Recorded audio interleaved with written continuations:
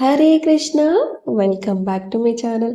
So friends, ಇವತ್ತಿನ ಒಂದು reading ನಿಮ್ಮ ವ್ಯಕ್ತಿಯ ಕರೆಂಟ್ ಎನರ್ಜೀಸ್ ನಿಮಗೋಸ್ಕರ ಏನಿದೆ, ಅವರು ನಿಮ್ಮ ಬಗ್ಗೆ ಏನು ಯೋಚಿಸ್ತಾ ಇದ್ದಾರೆ ಅಂತ ನೋಡೋಣ. ಸ್ಪೆಷಲಿ ಯಾರು ಟ್ವಿನ್ ಫ್ಲೇಮ್ ಜರ್ನಿಯಲ್ಲಿ ಇದ್ದೀರಾ, ನೀವು ಟ್ವಿನ್ ಫ್ಲೇಮ್ ಜರ್ನಿಯಲ್ಲಿ ನಾನು ಇದ್ದೀನಿ ಅನ್ನೋ ಒಂದು ನಿಮಗೆ ಕನ್ಫರ್ಮೇಷನ್ ಇದ್ರೆ ಅಥವಾ ನಿಮಗೆ ಫೀಲಿಂಗ್ ಆ ಥರ ಇದೆ ಅಂತಂದರೆ ಈ ಒಂದು ರೀಡಿಂಗ್ ನಿಮಗೋಸ್ಕರ. ನೋಡೋಣ ಇವತ್ತಿನ ರೀಡಿಂಗ್ ಅಲ್ಲಿ ಟ್ವಿನ್ ಫ್ಲೇಮ್ ಜರ್ನಿಯ ಕರೆಂಟ್ ಎನರ್ಜೀಸ್ ಏನಿದೆ ಇವತ್ತಿನ ಮಟ್ಟಿಗೆ ಅಂತ ನೋಡೋಣ. ವಿಡಿಯೋ ಜನರಲ್ ಆಗಿರುತ್ತೆ, ಕಲೆಕ್ಟಿವ್ ಆಗಿರುತ್ತೆ, ನಿಮ್ಮ ಜೊತೆ ರೆಸನೇಟ್ ಆದರೆ ಮಾತ್ರ ತಗೊಳ್ಳಿ. ಹಾಗೆ ಟೈಮ್ಲೆಸ್ ಆಗಿರುತ್ತೆ, ಯಾವಾಗ ಸ್ಕ್ರೀನ್ ಮೇಲೆ ನೋಡ್ತೀರಾ ಆವಾಗ ಇದು ನಿಮಗೆ ರೆಸನೇಟ್ ಆಗುವಂಥದ್ದು. ಪರ್ಸ್ನಲ್ ರೀಡಿಂಗ್ ಯಾರಿಗೆಲ್ಲ ಬೇಕು, ಡಿಸ್ಕ್ರಿಪ್ಷನ್ ಇರುವಂತಹ ನಂಬರ್ಗೆ ನೀವು ಕಾಂಟ್ಯಾಕ್ಟ್ ಮಾಡಬಹುದು. ಓಪನ್ ಮೈಂಡೆಡ್ ಇಂದ ಈ ರೀಡಿಂಗ್ ನೋಡಿ, take what resonates to you. So ನೋಡೋಣ ನಿಮ್ಮ ವ್ಯಕ್ತಿಯ ಕರೆಂಟ್ ಎನರ್ಜೀಸ್ ನಿಮಗೋಸ್ಕರ ಏನಿದೆ. ಸ್ಪೆಷಲಿ ಯಾರು ಟ್ವಿನ್ ಫ್ಲೇಮ್ ಅನ್ನೋದಿರಾ ಅವರ ಒಂದು ಶಾಡೋ ಕಾರ್ಡ್ ಏನು ಹೇಳುತ್ತೆ, ನಿಮ್ಮ ವ್ಯಕ್ತಿಯ ಶಾಡೋ ಎನರ್ಜೀಸ್ ಏನಿದೆ. ಶಾಡೋ ಮತ್ಲಬ್ ಕರೆಂಟ್ ಎನರ್ಜೀಸ್, ಅವರ ಒಂದು ಕರೆಂಟ್ ಎನರ್ಜೀಸ್, ಕರೆಂಟ್ ಸಿಚುವೇಶನ್ಸ್ ಏನಿದೆ ಅಂತ ನೋಡೋಣ. ಓಕೆ, ಟೆಂಪರೆನ್ಸ್ ಬಂದಿದೆ.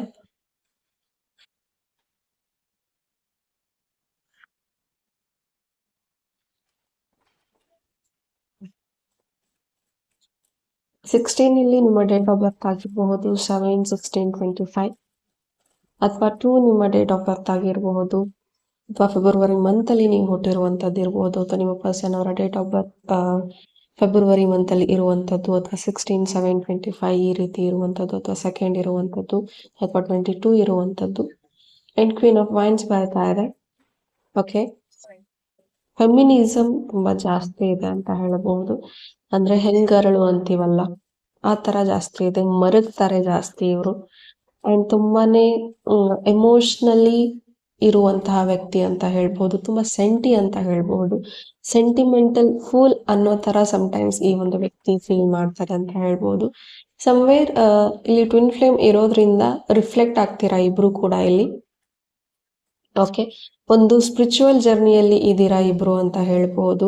ಅಂಡ್ ನೀವಿಬ್ರು ಕೂಡ ಒಂದು ಡಾಮಿನೇಟಿಂಗ್ ಕ್ಯಾರೆಕ್ಟರ್ ಅಂತ ಹೇಳ್ಬಹುದು. ನೀವು ಕಮಾಂಡ್ ಮಾಡ್ತೀರಾ, ಅವರು ಕಮಾಂಡ್ ಮಾಡ್ತಾರೆ. ಹೀಗಾಗಿ ಸ್ವಲ್ಪ ಇಬ್ಬರದು ಒಂದು ಸೇಮ್ ಆಗಿರೋದ್ರಿಂದ, ಸೇಮ್ ರಿಫ್ಲೆಕ್ಟ್ ಆಗ್ತಾ ಇರೋದ್ರಿಂದ, ನಿಮ್ಮನ್ನ ಅವರು ಮಿರರಿಂಗ್ ಮಾಡ್ತಾ ಇರೋದ್ರಿಂದ ಸಮ್ವೇರ್ ನಿಮ್ಮನ್ನೇ ನೀವು ನೋಡ್ಕೊಳ್ಳೋ ತರ ಫೀಲ್ ಆಗುತ್ತೆ. ಅಂಡ್ ಸಮಟೈಮ್ಸ್ ಕೆಲವೊಂದ್ಸತಿ ನೆಗೆಟಿವ್ ಸಿಚುವೇಶನ್ಸ್ ಬಂದಾಗ ಯು ಫೀಲ್ ಲೈಕ್ ಏನಾಗ್ತಾ ಇದೆ ಅಂತ. ಬಟ್ ಈ ಪರ್ಸನ್ ತುಂಬಾ ನಿಮಗಿಂತ ಹೆಚ್ಚು ಕಮಾಂಡಿಂಗ್ ಇದ್ದಾರೆ, ಡಾಮಿನೇಟಿಂಗ್ ಇದ್ದಾರೆ. And yes, there is a third party situation ಈ ಒಂದು ರಿಲೇಶನ್ಶಿಪ್ ಅಲ್ಲಿ ಇದೆ. ಬಹುಶಃ ನೀವು ಮದುವೆ ಆಗಿದ್ದೀರಾ ಅಂಡ್ ಆ ಒಂದು ವ್ಯಕ್ತಿನೂ ಮದುವೆ ಆಗಿದ್ದಾರೆ, but still you guys are attracting each other. ಆ ತರ ಇದೆ ಅಂತ ಹೇಳ್ಬಹುದು. ಒಂದು ಎಮೋಷನಲ್ ಕನೆಕ್ಟಿವಿಟಿಗೋಸ್ಕರ ನಿಮ್ಮ ಒಂದು ಫ್ರೆಂಡ್ಶಿಪ್ ಆಗಿದೆ ಅಂತ ಹೇಳ್ಬಹುದು. ನಿಮ್ಮ ಪಾರ್ಟ್ನರ್ ಕಡೆ ಸಿಗದೆ ಇರುವಂತಹ ಒಂದು ಎಮೋಷನಲ್ ಅವೈಲಬಿಲಿಟಿ, ಅಥವಾ ಅವರ ಪಾರ್ಟ್ನರ್ ಕಡೆಯಿಂದ ಸಿಗದೆ ಇರುವಂತದ್ದು ನಿಮ್ಮ ಹತ್ರ ಸಿಗ್ತಾ ಇದೆ ಅಂತ ಈ ಒಂದು ವ್ಯಕ್ತಿ ಬರ್ತಾ ಇರುವಂತದ್ದು. ಅಥವಾ ನಿಮ್ಮಿಬ್ಬರ ಮದುವೆ ಆಗಿದೆ, ಬಟ್ ನಿಮ್ಮ ಹತ್ರ ಸಿಗದೆ ಇರೋದು ಬೇರೆ ವ್ಯಕ್ತಿ ಹತ್ರ ಸಿಗ್ತಾ ಇದೆ ಅನ್ನೋ ಕಾರಣಕ್ಕೆ ಥರ್ಡ್ ಪಾರ್ಟಿ ಎಂಟ್ರಿ ಆಗಿರುವಂತದ್ದು ಇಲ್ಲಿ ಎನರ್ಜೀಸ್ ಇದೆ. ಅಥವಾ ಮದರ್ ಇಶ್ಯೂಸ್ ಕೂಡ ಇಲ್ಲಿ ತಗೋಬಹುದು ನೀವು. There is some mother issues. ನಿಮ್ಮ ಒಂದು ಮದುವೆ ಆಗ್ತಾ ಇಲ್ಲ ಅಂತಂದ್ರೆ, ಅಥವಾ ನಿಮ್ಮ ಪ್ರೀತಿಗೆ ಸಕ್ಸಸ್ ಸಿಗ್ತಾ ಇಲ್ಲ, ಅಥವಾ ನಿಮ್ದು ಮದುವೆ ಆಗಿದೆ ಒಟ್ಟಿಗೆ ಬಾಳೋಕ್ ಆಗ್ತಾ ಇಲ್ಲ ಅಂತಂದ್ರೆ, there is some mother issues. There is some lady is troubling you ಅಂತ ಹೇಳ್ಬಹುದು. ಯಾರೋ ಒಂದು ಹೆಣ್ಣು ನಿಮ್ಮ ಒಂದು ಪ್ರೀತಿಯಲ್ಲಿ ಟ್ರಬಲ್ ಮಾಡ್ತಾ ಇದ್ದಾರೆ ಅಂತ ಹೇಳ್ಬಹುದು. ಮೈಟ್ ಬಿ ಮದರ್ ಇಶ್ಯೂಸ್ ಇರಬಹುದು, ಅಥವಾ ಥರ್ಡ್ ಪಾರ್ಟಿ ಎನರ್ಜೀಸ್ ಕೂಡ ಇರುವಂತದ್ದು ಇರಬಹುದು. ಅಥವಾ ಕೆಲವೊಂದ್ಸತಿ ನೀವೇ ಥರ್ಡ್ ಪಾರ್ಟಿ ಆಗಿರ್ತೀರಾ, ಸೊ ಅದನ್ನು ಕೂಡ ನೀವು ಗಮನಿಸ್ಬೇಕಾಗತ್ತೆ. ಸಪೋಸ್ ಆ ತರ ಇದೆ ಅಂತಂದಾಗ, ಅವ್ರ ಕಡೆಯಿಂದ ಯಾವುದೇ ರೀತಿ ಕಮಿಟ್ಮೆಂಟ್ ನಿಮ್ಗೆ ಸಿಗ್ತಾ ಇಲ್ಲ ಅಂತ ಅಂದಾಗ, better you just move forward ಅಂತಾನೆ ಹೇಳ್ಬಹುದು. Because you have a lot of grace in you. ಅಂದ್ರೆ ತುಂಬಾನೇ ಬ್ಲೆಸ್ಸಿಂಗ್ಸ್ ಇದೆ, ತುಂಬಾನೇ ಒಂದು ನಿಮ್ಮ ಔರ ಅನ್ನೋದು ತುಂಬಾ ಚೆನ್ನಾಗಿದೆ. ಸೊ ಥರ್ಡ್ ಪಾರ್ಟಿ ನೀವ್ ಆಗ್ತಾ ಇದ್ದೀರಾ ಅಂತಂದ್ರೆ, don't distract your values, your ethics. Okay, again see, distractions ಮಾಡ್ಕೋಬಾರ್ದು ಅಂತಾನೆ ಬರ್ತಾ ಇದೆ ಪೇಜ್ ಆಫ್ ಸಾರ್ಟ್ಸ್. ಲೈಕ್ ನಿಮಗಿಂತ ಹೆಂಗಾಗಿ ಈ ಒಂದು ವ್ಯಕ್ತಿ ಇರುವಂತದ್ದು, ಏಜ್ ಗ್ಯಾಪ್ ತುಂಬಾ ಇದೆ ಅಂತ ಹೇಳ್ಬಹುದು. ಅಥವಾ ಅವ್ರಿಗಿಂತ ಹೆಂಗ್ ನೀವು, ನಿಮ್ಗಿಂತ ಹೆಂಗ್ ಅವರು. ಸೊ ಈ ರೀತಿ ಇದೆ, ಡಿಸ್ಟ್ರಾಕ್ಷನ್ಸ್ ಜಾಸ್ತಿ ಇದೆ ಈ ಒಂದು ವ್ಯಕ್ತಿಗೆ. ಸ್ಟೆಬಿಲಿಟಿ ಅನ್ನೋದಿಲ್ಲ. ಇವತ್ತು ನಿಮ್ಮ ಜೊತೆ ಚೆನ್ನಾಗಿ ಮಾತಾಡಿದ್ರೆ ನಾಳೆ 2 ದಿನ ನಿಮ್ಮ ಹತ್ರ ಆಡ್ತಿರೋದಿಲ್ಲ. ಸೊ ಆ ರೀತಿ ಇದೆ. ಅಂಡ್ ಕನ್ಸಿಸ್ಟೆನ್ಸಿ ಈ ಒಂದು ವ್ಯಕ್ತಿ ನಿಮ್ಗೆ ಕೊಡ್ತಾ ಇಲ್ಲ ಅಂತ ಹೇಳ್ಬೋದು. ತುಂಬಾ ಕನ್ಫ್ಯೂಷನ್ ಅಲ್ಲಿ ಇರ್ತಾರೆ ಅಂತ ಹೇಳ್ಬೋದು. There is triangle love story also. Triangle love story ಕೂಡ ಇಲ್ಲಿ ಇದೆ ಅಂತ ಹೇಳ್ಬೋದು. ಅಂಡ್ ಈ ಒಂದು ರಿಲೇಶನ್ಶಿಪ್ ಬಂದಾಗಿಂದ ದೇರ್ ಈಸ್ ಲೈಕ್ ಯಾವ್ದು ಸರಿ ಹೋಗ್ತಾ ಇಲ್ಲ ಅನ್ನೋ ತರನೇ ಫೀಲ್ ಆಗ್ತಾ ಇದೆ ನಿಮ್ಗೆ. ಯಾವತ್ತಿನೂ ಆ ಒಂದು ಕಂಪ್ಯಾಟಬಿಲಿಟಿ ಆಗಿರುವಂತದ್ದು ಅಥವಾ ನಿಮ್ಮಿಬ್ಬರ ಕಡೆಯಿಂದನೂ ಅದು ಸಿಗ್ತಾ ಇಲ್ಲ. ಬಟ್ ಸ್ಟಿಲ್ ಈ ಒಂದು ವ್ಯಕ್ತಿಯಿಂದ ನಿಮ್ಗೆ ದೂರ ಉಳಿಯೋದಕ್ಕಾಗಲ್ಲ, ಅಥವಾ ಅವ್ರಿಗೂ ಸಹ ಸೇಮ್ ನಿಮ್ಮಿಂದ ದೂರ ಉಳಿಯೋದಕ್ಕಾಗೋದಿಲ್ಲ. ನೀವೇ ಬೇಕು ಅಂತ ಹೇಳ್ತಾರೆ. And there is a lot of struggles. And ತುಂಬಾ ಬ್ಯಾಲೆನ್ಸ್ ಮಾಡೋದಕ್ಕೆ ಟ್ರೈ ಮಾಡ್ತಾ ಇದಾರೆ ಈ ಒಂದು ವ್ಯಕ್ತಿ ಅಂತ ಹೇಳ್ಬೋದು. ಅಪ್ಸ್ ಅಂಡ್ ಡೌನ್ಸ್ ತುಂಬಾ ಇದೆ ಈ ಒಂದು ರಿಲೇಶನ್ಶಿಪ್ ಅಲ್ಲಿ. ಮೈಟ್ ಬಿ ನೀವು 2 years ಇಂದ 2 months ಇಂದ 2 weeks ಇಂದ ರಿಲೇಶನ್ಶಿಪ್ ಅಲ್ಲಿ ಇರುವಂತದ್ದು, ಅಥವಾ ನೋ ಕಾಂಟ್ಯಾಕ್ಟ್ ಕೂಡ 2 years ಇಂದನೂ ಆಗಿರುವಂತದ್ದು, ಅಥವಾ 2 ವರ್ಷದಕ್ಕಿಂತ ಹೆಚ್ಚಿನ ಒಂದು ರಿಲೇಶನ್ಶಿಪ್ ಅಲ್ಲಿ ನೀವಿದ್ದೀರಾ. ಬಟ್ ಇತ್ತೀಚೆಗೆ ಒಂದು 2 months 2 years ಒಳಗೇನೆ ನಿಮ್ಮ ಒಂದು ನೋ ಕಾಂಟ್ಯಾಕ್ಟ್ ಅಲ್ಲಿ ಇದ್ದೀರಾ ಅಂತ ಹೇಳ್ಬಹುದು. ಅಂಡ್ ಈ ಒಂದು ವ್ಯಕ್ತಿ ನಿಮ್ನ ಕಾಂಟ್ಯಾಕ್ಟ್ ಮಾಡೋದಕ್ಕೆ ಟ್ರೈ ಮಾಡ್ತಾ ಇದ್ದಾರೆ, but things are not changing ಅಂತ ಹೇಳ್ಬಹುದು.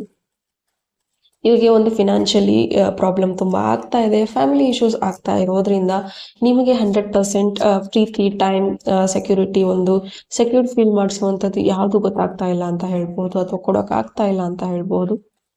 ಓಕೆ, 6 of Swords ಬರ್ತಾ ಇರೋದ್ರಿಂದ ಸಮಟೈಮ್ಸ್ ಇವರು ಈ ಒಂದು ರಿಲೇಶನ್ಶಿಪ್ ಇಂದ, ಅಂದ್ರೆ ನಿಮ್ಮ ಒಂದು ನೆನಪಿಂದ, ನಿಮ್ಮ ಒಂದು ಪ್ರೀತಿಯಿಂದ, ಈ ನಿಮ್ಮ ಒಂದು ಸಂಬಂಧದಿಂದ ಹೊರಗೆ ಉಳಿಬೇಕು ಅಂತ ತುಂಬಾ ಸಾರಿ ಅನ್ಕೊಳ್ತಾರೆ.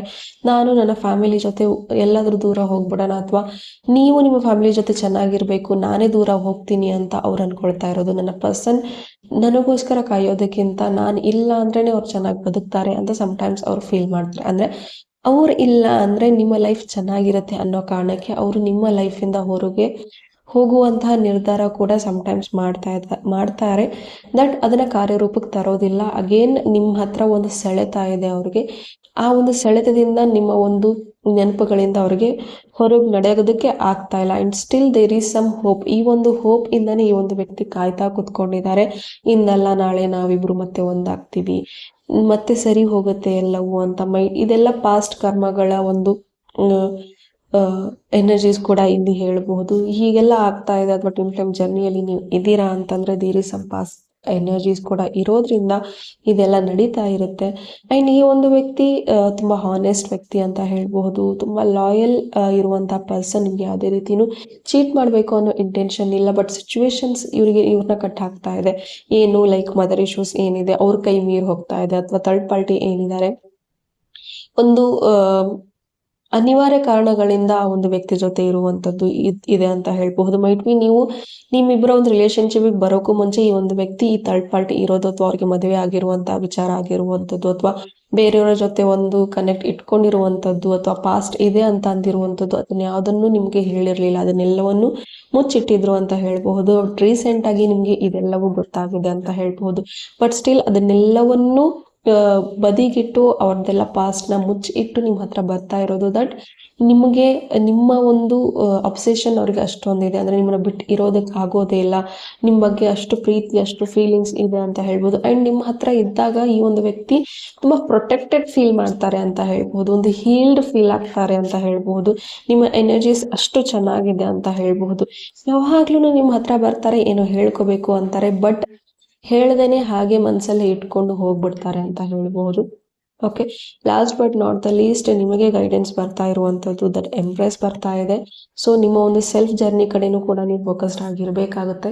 Okay, and over all reading ನೋಡೋದಾದ್ರೆ ಈ ಒಂದು ರಿಲೇಶನ್ಶಿಪ್ ಅಲ್ಲಿ ಈ ಒಂದು ಏನು ನೋ ಕಾಂಟ್ಯಾಕ್ಟ್ ಇದ್ದೀರಾ ಅಥವಾ ಸಪ್ರೇಷನ್ ಅಲ್ಲಿ ಇದ್ದೀರಾ, ಇದರಲ್ಲಿ ನೀವು ಒಂದು ನೆಮ್ಮದಿ ಅನ್ನೋದನ್ನ ಕಂಡುಕೊಳ್ತಾ ಇದ್ದೀರಾ. ಅಂಡ್ ಇದು ಒಂದು ಖುಷಿ ಅನ್ನೋದು ಸಮ್ವೇರ್ ನಿಮ್ಗೆ ಫೀಲ್ ಆಗ್ತಾ ಇದೆ. ನಿಮಗಾಗ್ಲಿ ಅವ್ರಿಗಾಗ್ಲಿ ಕಾಯೋದ್ರಲ್ಲೂ ಖುಷಿ ಇದೆ ಅನ್ನೋ ತರ ಈ ಒಂದು ವ್ಯಕ್ತಿ ಅನ್ಕೊಳ್ತಾರೆ. ಅಂಡ್ ಸಮಟೈಮ್ಸ್ ಈ ವ್ಯಕ್ತಿ ಇನ್ನೂ ಅನ್ಕೊಳ್ಳೋದು ದಟ್ ಏನೇ ಬಂದ್ರು, ಹೇಗೆ ಬಂದ್ರು, ಏನೇ ರಿಸ್ಕ್ ಆದ್ರೂ ನಾನು ತಗೊಳ್ಳೋದಕ್ಕೆ ರೆಡಿ ಅಂತ ಈ ಒಂದು ವ್ಯಕ್ತಿ ಅನ್ಕೊಳ್ತಾರೆ. ಬಟ್ ಸಮಟೈಮ್ಸ್ ಇವರ ಒಂದು ಫ್ಯಾಮಿಲಿ ಕಮಿಟ್ಮೆಂಟ್ಸ್ ಅಡ್ಡ ಬರುತ್ತೆ, ಅಥವಾ ನಿಮ್ಮ ಒಂದು ಸಿಚುವೇಶನ್ನ, ನಿಮ್ಮ ಒಂದು ಪರಿಸ್ಥಿತಿನ ಅವ್ರು ಅರ್ಥ ಮಾಡಿಕೊಂಡು ಸಹ ನಿಮ್ಮ ಒಳ್ಳೇದಕ್ಕೇನೆ ಅವರು ನಿಮಗೋಸ್ಕರ ಯಾವುದೇ ರೀತಿಯ ಆಕ್ಷನ್ಸ್ ತಗೊಳ್ತಾ ಇಲ್ಲ ಅಂತಾನೆ ಇಲ್ಲಿ ಎನರ್ಜೀಸ್ ಇದೆ. ಸೊ ಹಾಗಾಗಿ ನೀವು ನಿಮ್ಮ ಒಂದು ಗ್ರೋತ್ ಕಡೆ, ನಿಮ್ಮ ಸೆಲ್ಫ್ ಹೀಲಿಂಗ್ ಕಡೆ, ನಿಮ್ಮ ಲೈಫ್ ಕಡೆ ಕೂಡ ನೀವು ಫೋಕಸ್ಡ್ ಆಗಿರಿ. ಸೊ ಈ ಒಂದು ವ್ಯಕ್ತಿ ಕಡೆಯಿಂದ ನಿಮಗೆ ಏನು ಬೇಕೋ ಅದನ್ನ ನೀವು ಫಸ್ಟ್ ಫೀಲ್ ಮಾಡ್ಕೊಳ್ಳಿ. ಈ ಒಂದು ವ್ಯಕ್ತಿ ಕಡೆಯಿಂದ ಸೇಮ್ ರಿಫ್ಲೆಕ್ಟ್ ಆಗ್ತಾ ಇರ್ತೀರ ನೀವು ಟ್ವಿನ್ ಫ್ಲೇಮ್ ಅಂತಂದ್ರೆ ದೇರ್ ಇಸ್ ಸೇಮ್ ರಿಫ್ಲೆಕ್ಷನ್ಸ್ ಖಂಡಿತ ರೆಸನೇಟ್ ಆಗ್ತಿರುತ್ತೆ ನಿಮಗೆ. ಸೊ ಈ ಥರ ಎಲ್ಲ ಸಿಚುವೇಶನ್ಸ್ ಇದ್ದಾಗ ಇದನ್ನ ಪಾಸಿಟಿವ್ ಆಗಿ ನೀವು ಕನ್ವರ್ಟ್ ಮಾಡ್ಕೊಳ್ಳಿ. ಆ್ಯಂಡ್ ಈ ವ್ಯಕ್ತಿ ಜೊತೆ ನಿಮಗೆ ಹೇಗೆಲ್ಲ ಬೇಕು ಅನ್ಕೊಳ್ತಿದ್ದೀರಾ ಅದನ್ನ ನೀವು ಫಸ್ಟ್ ನಿಮ್ಮ ಸೆಲ್ಫಿಗೆ ಕೊಡೋದಕ್ಕೆ ಶುರು ಮಾಡಿ. ನಿಮ್ಮ ಸೆಲ್ಫ್ನ ನೀವು ರೆಸ್ಪೆಕ್ಟ್ ಮಾಡೋದಕ್ಕೆ ಶುರು ಮಾಡಿ. ನಿಮ್ಮ ಸೆಲ್ಫ್ಗೆ ನೀವು ಹೇಳೋದಕ್ಕೆ ಶುರು ಮಾಡಿ, I love you, I trust you ಅಂತ.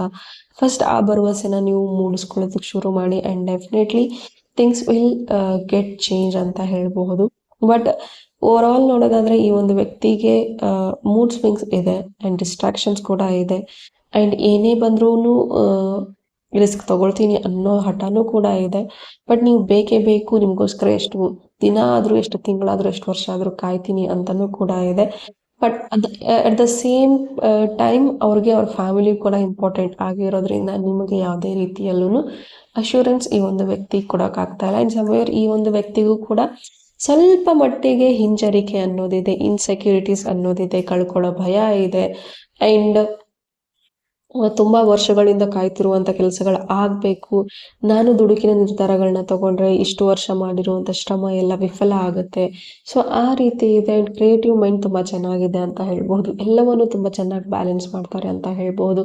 ಆ್ಯಂಡ್ ಇವರು ಕೂಡ ಇವರ ಒಂದು ಸೆಲ್ಫ್ ಹೀಲಿಂಗ್ ಜರ್ನಿ ಕಡೆ ಇವ್ರು ಫೋಕಸ್ ಮಾಡಿದ್ರೆ ಇವ್ರಿಗೆ ಒಂದು ಒಳ್ಳೆ ಫ್ಯೂಚರ್ ಇದೆ, ಒಳ್ಳೆ ಒಂದು ಲೈಫ್ ಇದೆ ಅಂತ ಹೇಳ್ಬೋದು. ಅಟ್ ದ ಸೇಮ್ ಟೈಮ್ ನಿಮಗೂ ಕೂಡ ಅಷ್ಟೇ ಒಳ್ಳೆ ಫ್ಯೂಚರ್ ಇದೆ ಅಂತ ಹೇಳ್ಬೋದು. ಓಕೆ, ಸೊ ಇದಾಗಿತ್ತು ನಿಮ್ಮ ರೀಡಿಂಗ್. ಹೋಪ್ ಈ ರೀಡಿಂಗ್ ನಿಮಗೆ ಇಷ್ಟ ಆಗಿದೆ ಅಂತ ಭಾವಿಸ್ತೀನಿ. ಇಷ್ಟ ಆಗಿದ್ರೆ ಕಮೆಂಟಲ್ಲಿ ತಿಳಿಸಿ. ಆ್ಯಂಡ್ ಫಾರ್ ಬೆಟರ್ ಕ್ಲಾರಿಫಿಕೇಶನ್ ನೀವು ಪರ್ಸನಲ್ ರೀಡಿಂಗ್ ಅನ್ನೋದನ್ನು ತಗೋಬಹುದು. Thank you. God bless you all.